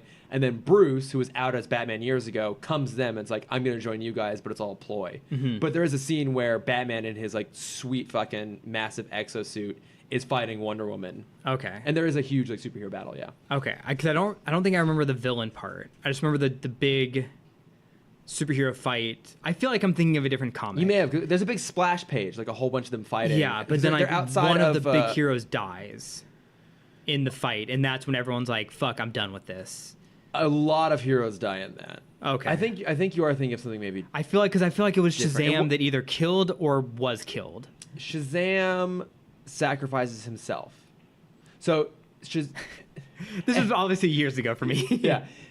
So Lex Luthor everyone believes that he has Shazam as his bodyguard. It's actually an adult Billy Batson who just looks like Shazam. Mm-hmm.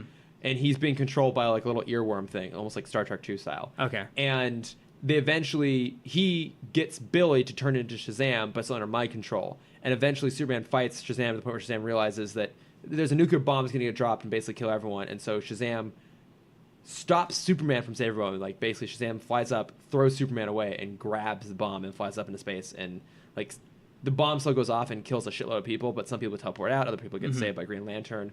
But yeah, Shazam. Good old Green Lantern. Good old Green Lantern. Shazam sacrifices himself. Okay. It's a great fucking comic. Okay. There was a great joke that I read the other day that was there's no like I've never felt more like a ghost than listening to a podcast of someone trying to think of something and you knowing the answer to it. It's so true. Yeah.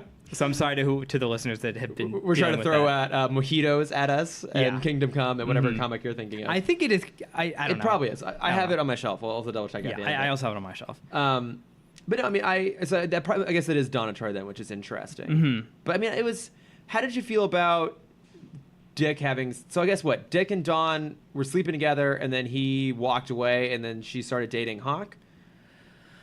Because they said 3.5 years, like that's only they've been together, but the flashback was 4 years. 4 years ago, right? And Dick's just stooping left and right, as Dick does, as he does, yeah. Mm-hmm.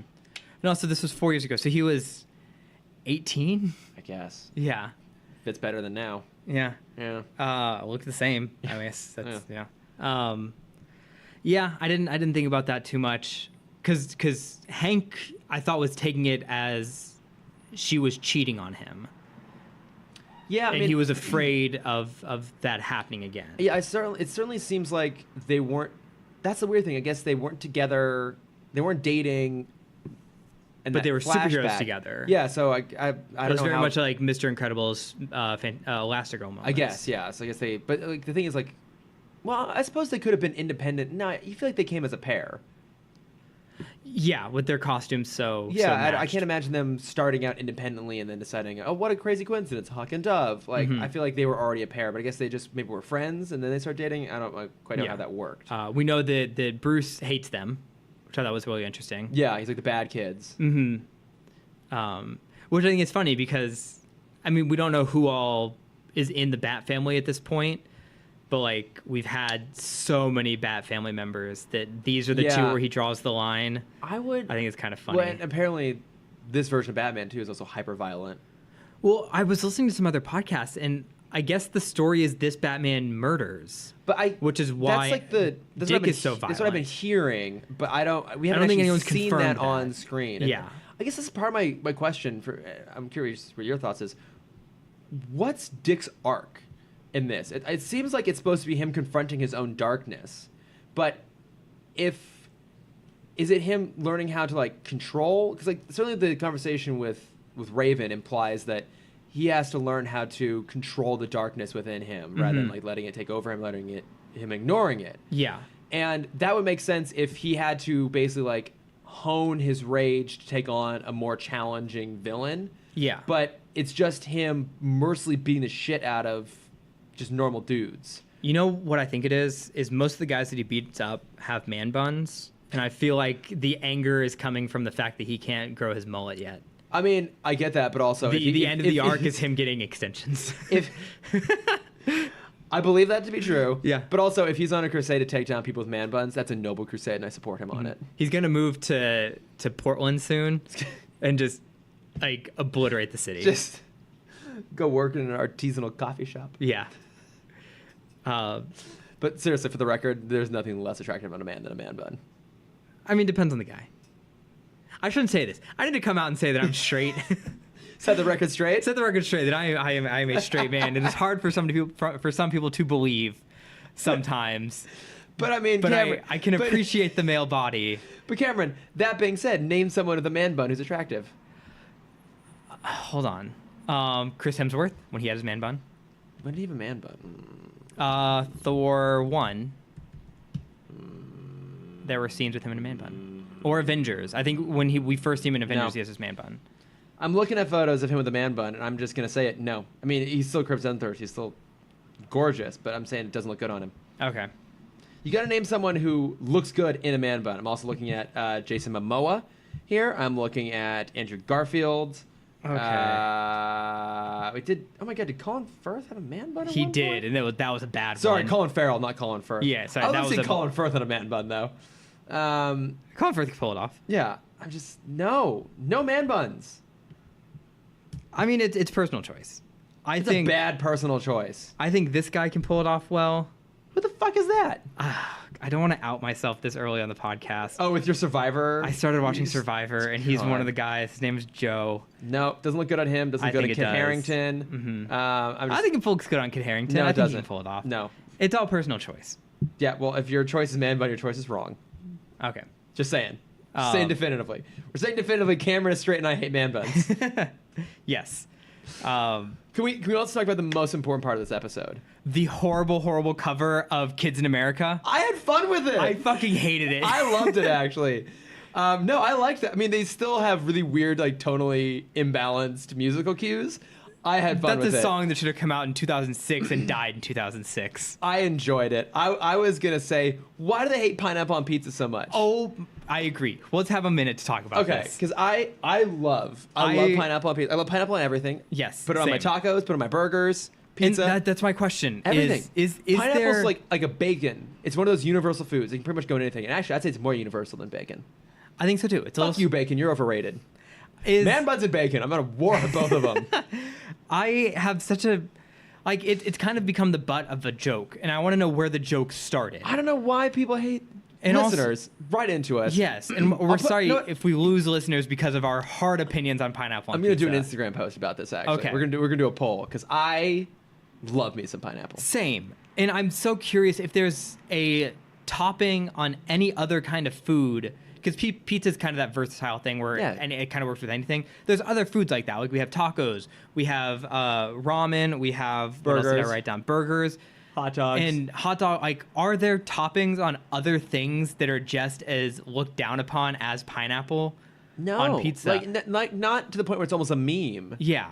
Because I mean, Because I think there should be. I think there should be a universally hated topping on everything. well, onions can fuck right off. Yeah, I mean, caramelized onions are okay on something. Burgers are good.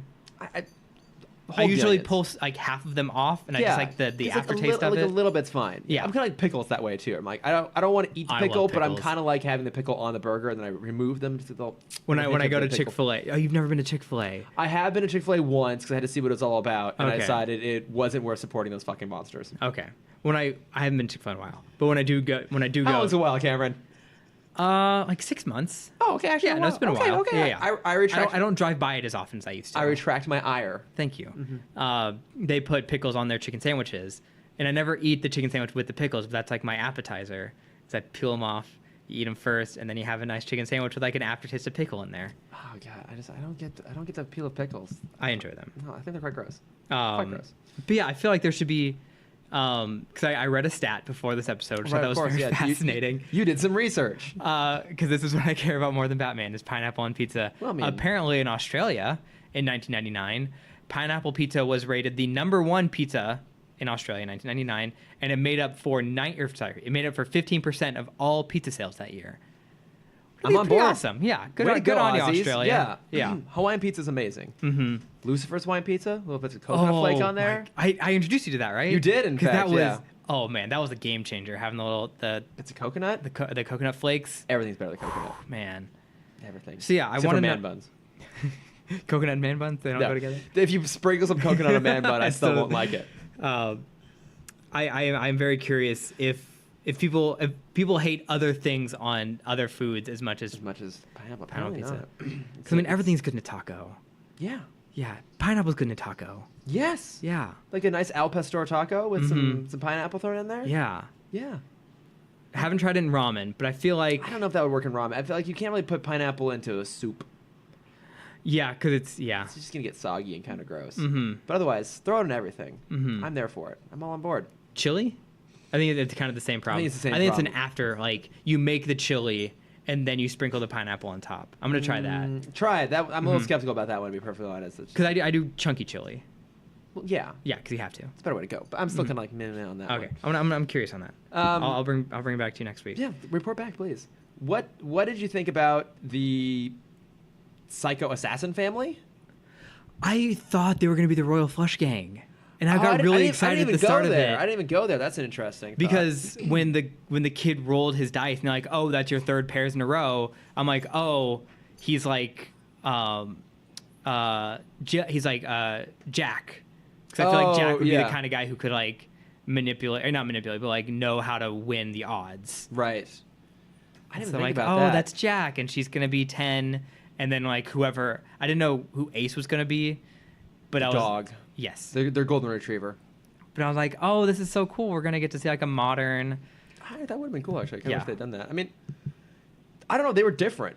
They were different. I liked it, though. Mhm. Like, I liked the way that whole scene played out, where it's, like, way too, like, 1950s Leave It to Beaver. Yeah. And then And the dad curses. the dad curses, and they can put it in the swear jar. And even, like, they're playing, like, Papa Loves Mamba. Yeah. It was, like, I thought it was actually a very good music choice. Mhm. And then, like, oh, he's an assassin. He comes back and, like, wait, no, the whole fucking family. And they're all, like, injecting themselves in sort of, like, crazy psycho steroid drug thing. Yeah. And I mean, that was just like, it was kind of a what the fuck moment, but I liked it. It was weird and different. No, it I'm was very interesting. curious because we also had a theory last week. We both had our own ideas of why people were after Raven. Oh, yeah. I think you're closer to it now, where it's more the government is trying to capture her. Yeah, I think so. Yeah.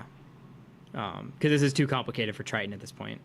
Yeah, I think it seems more like again, they're kind of going Trigon, like more of sorry. a street level sort of thing. So I think that seems to make more sense. But I don't know, they were interesting. And then I guess we assume that Dick's partner is dead now, severely maimed.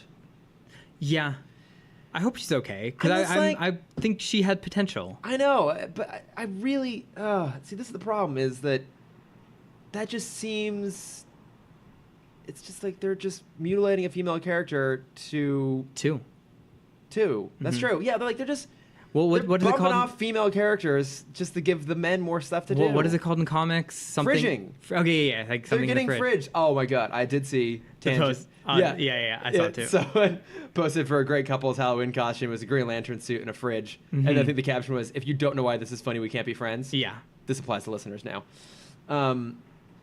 Yeah, I mean, they're basically just like fridging. They fridge possibly two supporting female characters in the show were both potentially bumped off in this episode. Mm-hmm. And I'm not super on board with that. Yeah. I think, because here's the problem. So if they kill Dove, either way, they've either killed her or they've like severely injured her. Yeah. So now the story that's going to come out of that is Hawk being even more upset with Robin, with Dick. Way more interesting and tragic, especially because Hawk was presented as kind of the more tragic figure. If he's the one that gets killed, and then all of a sudden now Dawn doesn't know how to feel about Robin. I was ready for him to die. Like, I don't want Thad to go. No, because the show desperately needs his charm. Yeah. But also, I just love him. Yeah. There was a line which I really loved where Dawn and Dick are talking, and she's like, "Oh, why didn't you bring him to Bruce?" And he's like, "Bruce isn't great with kids." Yeah. And I'm like, yeah, nailed that. No, it's about right. Let's see, Hawk. Oh yeah, Hawk is with Batman without Alfred. Dick wants to dump Raven on Hawk and Dove. It's kind of seemed like a boring plot. Yeah, and it all plays out as expected. She gets upset about it. It's just I did like the scream where you kind of see her like, like wig out. yeah, where it's Hank and Dick are fighting in the living room, and she does a Raven scream where like everything breaks. Yeah. I'm like, okay, that was cool. And then Hank says like, "What the fuck was that?" Or Yeah. something. I forget what he said, but again, I think it was, what the fuck was that? I think it played well, whatever it was. Yeah, I mean, I don't know. Did you feel? Oh, the ending. Sorry, one last one. So obviously a Raven is a good figure for Raven. Yeah. But give it the 6 eyes. Come on. We're not in Westeros. I mean, I get that they played Game That's of Thrones. 4 eyes, right? Oh. No, the Ravens always have 6 eyes after Trigun. Triton. Gun. Gun. Isn't Trigun? I think so. Yeah. I keep getting confused with the anime also called Trigun. Not important. I forgot about that. Yeah. Yeah, because in the animated Teen Titans, it's always the Raven with 6 eyes. And then she, like, when she's in her demon mode, she has 6 eyes. And that would have been so great to, like her power is escaping her. That like, she actually- can't keep it in control anymore. You're right. I agree. That would have been Come way better. on! Well, especially because we don't, like, her character's not referred to as Raven, so it doesn't really mean anything to anyone but who, Except, the except character. the people who know it. Yeah. I mean, okay, so are you feeling more optimistic about the show after 2 episodes? Less? Optimistic isn't it? Are you more on board? A little bit. I It's was weirdly compelling, It right? was. I was up late Thursday night. I made it past midnight, and my first thought was like, "Oh, I can watch the next episode now instead of sleep, because who needs sleep these days?" Right. It was not out yet. They for people curious, they posted it 2 a.m. Pacific. Weird. Just in case you wanted to know. Yeah. But yeah, like Friday morning, I was really excited to watch this episode, and like I'm excited for the next one. Like I am too. genuinely. Yeah. I don't want to watch any of the trailers because we get a trailer before the episode. Oh, yeah, I don't. I want each episode to be fresh. Oh, yeah, I just want to go in cold. So I even found after I watched the pilot and they had like they had the next episode queued up basically. Like, oh, maybe I can watch the next episode when I couldn't. Yeah. I was like, oh, I wanted to watch that. Yeah. Yeah. How did you feel that after introing the characters minus Beast Boy, focusing only on Dick and Raven this episode? I liked it. Same. I think structure that works a little bit better and I'm hoping maybe the next episode we spend more time with Starfire. Yeah, I mean they literally they're watching Game of Thrones in this show, but I mean I think that general structure kind of works well. Of like you more or less end on a cliffhanger with one set of characters, you jump to another episode focusing on a completely different set of characters, and you kind of do that back and forth. I would like to go back to Starfire because I feel like they have a lot of work to do in terms of like explaining where she came from and what she's doing and where she's going to get her tied in with these guys. Yeah, so I'm cool. Where did you come from? Where did you go? Cotton Eye Joe. Thank you. Where are you going now, Cotton Eye Joe? I don't know. I hope we get an emo version of that song in the next episode. Yeah. Emo cover of Cotton Eye Joe. Oh God, I'm sure it's somewhere. The dark Disney trailer cover of it. Yeah, so on board. Lana Del Rey, Cotton Eye Joe. Yes, I'd be on board for that. I'm so on board. Lana, come on, Lana. We need it. Yeah, I'm kind of digging this actually in a weird way though. Maybe this is just filling in the hole that was left over when I stopped watching the Arrowverse.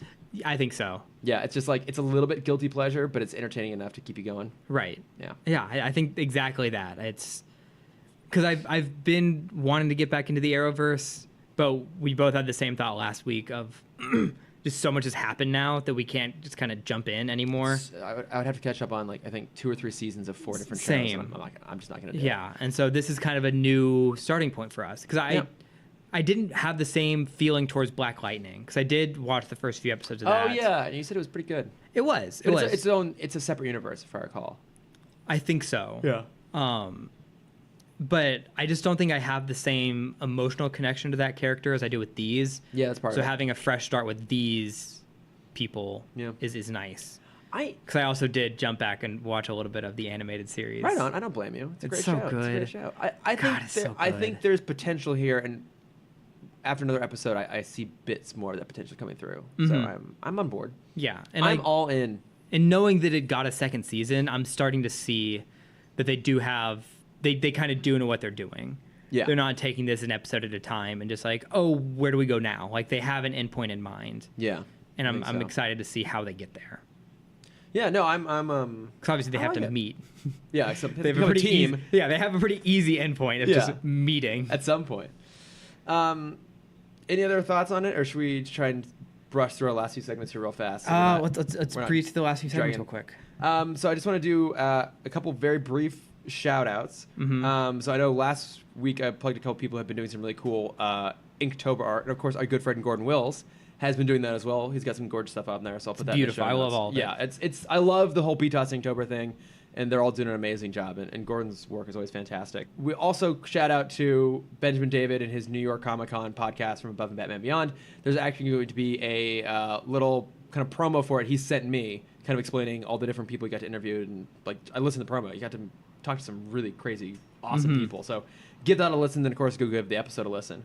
But yeah, that basically does it for just notes from friends and shout outs. Yeah. So what are your plugs this week, Oh Cameron? man, I forgot to write down what I've been watching. You bastard. I went and saw. What was that movie I just saw? I told you about it the other day. Is it in theaters? It was mid '90s. I watched mid '90s. Oh yeah. It's really interesting, especially after just finishing the '90s docuseries, and then seeing kind of a dramatized version of that. Because whenever I see a '90s film, I always see like the nostalgia version of the '90s, Right. and I feel like this doesn't go in that direction. It was a really interesting movie. The trailer makes it look like a skater movie. Yeah, it and does. it's really not the point of the movie at all. Oh, okay. Like the main kid just barely learns how to skate. Like halfway through, he learns how to ollie, and that's like the happiest moment of his Woo! life. Yeah, and you never see him do it again. I mean, I can't always. So Yeah. good on him. Neither can I. Yeah. And I actually ride a skateboard. Yeah, it's true. But I ride it for function, not for finesse. Well, also, I imagine it's slightly harder to ollie a petty board. Oh, absolutely. Yeah. But no, it was a really interesting. I think don't go in looking at it that way. Looking at it as a skater movie. Look at it as a kid trying to define what is cool. Okay. And that was like looking at it through that lens made the movie really, really interesting. Okay. Worth seeing? I think so. Okay. I think if you kind of have like a slow night, then yeah, go check it out because it'll. Because there is a lot of stuff out right now that I'm really dying There to see. is, And that's not even on my list, really. I also saw El Royale. I don't know if I told you that. I really want to go see that. El Royale was pretty good. Okay. I'm not gonna say anything about it because it's one where you just have to watch it to appreciate it. Yeah, it's high. It's really high on my list, actually.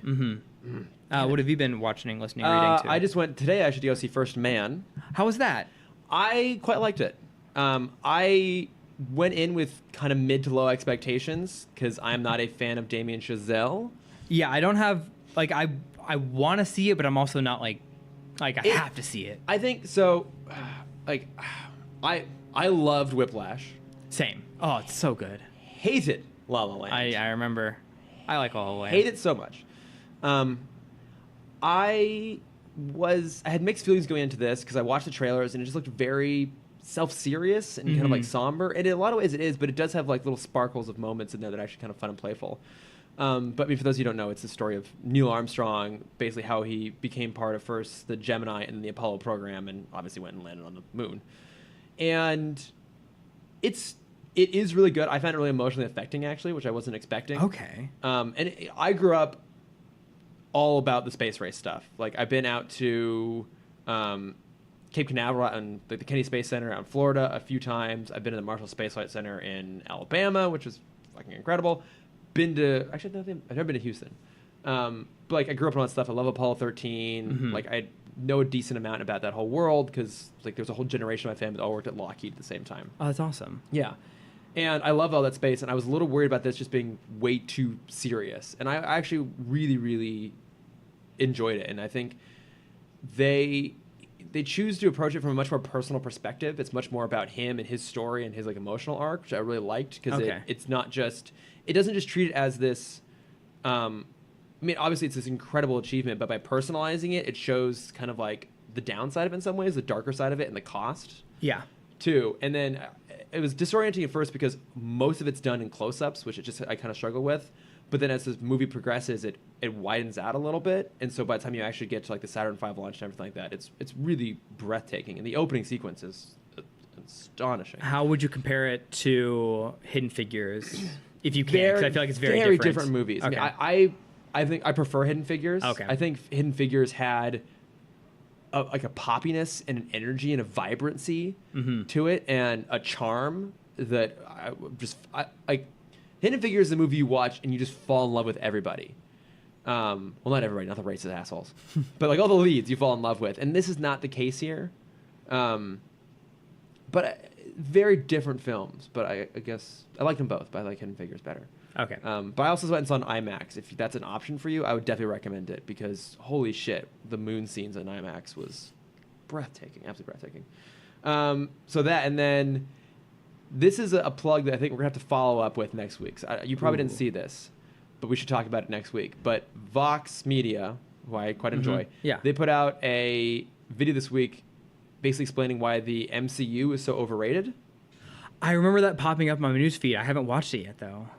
It's very interesting. I won't say what they talk about because I want you to watch it, and then maybe in like lieu of news next week we'll talk about whether we think it's actually holds up or not. Gotcha. But yeah, for listeners to go watch that video and send us your thoughts on it because I get what they're trying to say, but I don't necessarily agree with all of it. But I don't know if that's because I'm biased, and so I'm very curious what other people will have to think about that. But yeah, those are the two that I got this week. So, okay.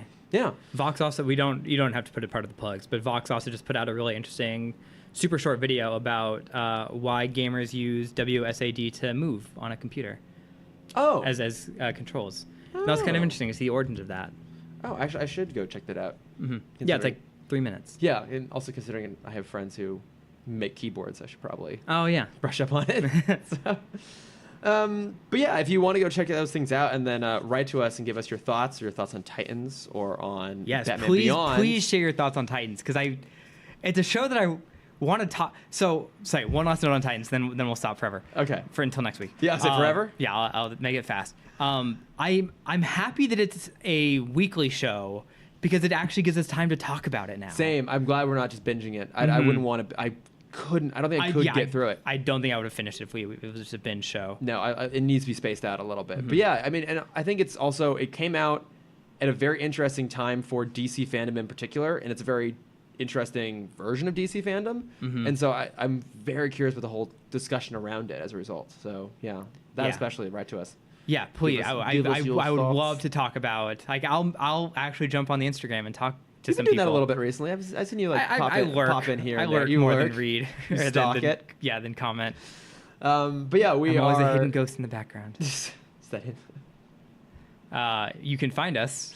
You can find us at Timm Talk Pod on Facebook, Twitter, Instagram, and Gmail. Yes. I am at Lordifer on those things. Actually, I just realized I will be. Cameron won't be, unfortunately, but I will be at LA Comic Con on Saturday.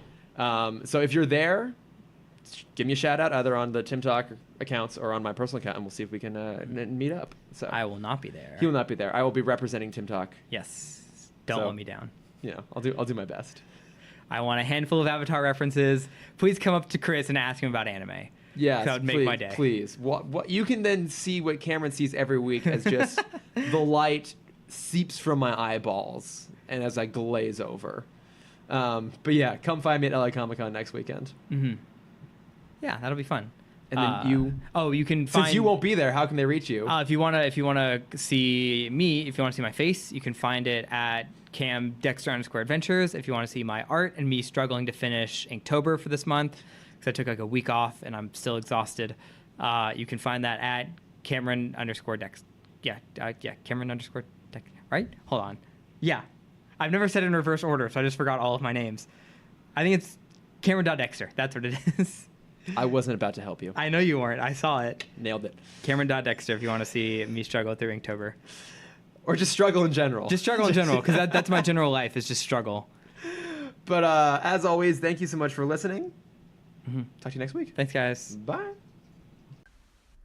Hey, Timm Talk Pod. Benjamin David here from the Above and Batman Beyond podcast. Thanks for having me on, man. Thanks for letting me do my promo here. I love your show. I love the gay spin on Batman Beyond and the DCAU. I live in Asbury Park, New Jersey, which is an exceptionally gay town, and gay culture is everywhere, so I welcome it in my pod listening. But yeah, man, I got 6 interviews on my last podcast. Shout out to C506.net for passing on their press interviews to Above and Batman Beyond.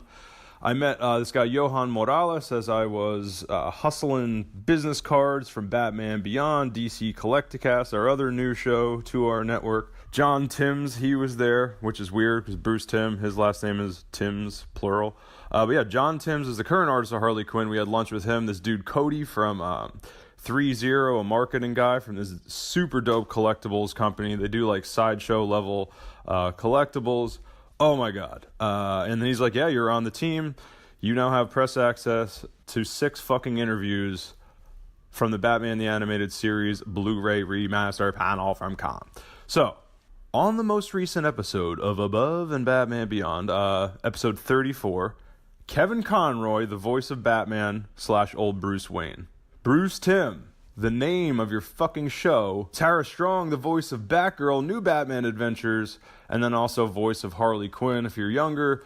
For me, she's Batgirl. Lauren Lester, voice of Dick Grayson, Robin. Oh, so dope. Then, Diane Pershing, voice of Poison Ivy. And finally, Eric Radomski, the co-producer / huge early influence on Batman the Animated Series. This dude literally changed history in terms of animation, did things that had never been done before. So these are like 2 to 5 minute clips from all these people. And of course, it's a fucking Batman Beyond podcast, so we got to honor Beyond.